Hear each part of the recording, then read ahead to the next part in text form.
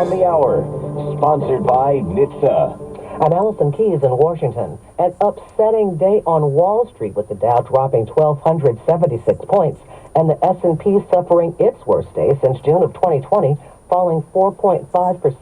Consumers are hurting. CBS's Linda Kenyon. The Dow tumbled more than 1,200 points. David Lefkowitz, head of U.S. equities at UBS, says the latest report on consumer prices triggered the plunge. Consumer price inflation was hotter than expected. And Lefkowitz says the markets are now assuming the Fed will again raise interest rates when members meet next week. The higher they go on raising interest rates, it makes the prospect of a recession a bit more likely.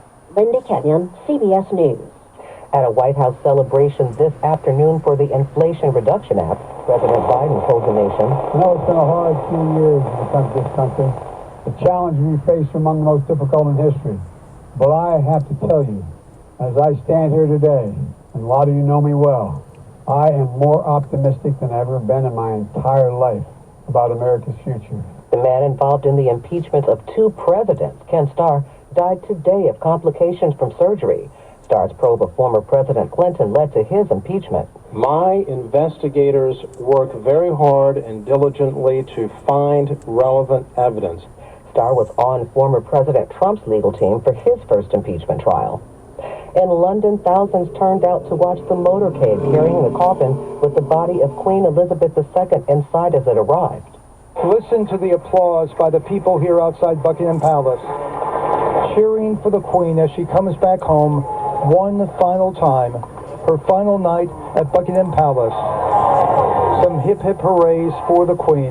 Steve Futterman, CBS News outside Buckingham Palace in London. Paris is moving to cut some costs. The City of Light is preparing to let the night go dark as soaring energy costs prompt some drastic cuts.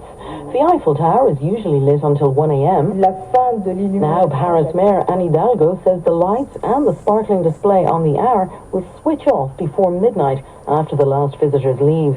Streetlights will stay on for safety and the bridges will stay lit, but the lights on most of the city's monuments will go out at 10 p.m. from next week, dimming those romantic late-night walks in the City of Love. Elaine Cobb, CBS News, Paris.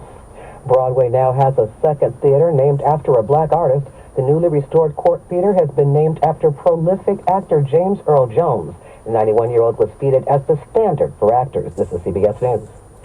Well, that's today's news. Today's news. I didn't hear any good news, did you? I didn't think so. I guess it's all about perspective. The glass is half full. Well, as always, I want to thank you again for coming along with me on these Dash Cam News adventures. You know the drill. Peace, love, and all that hippie jazz. Bye-bye, everybody.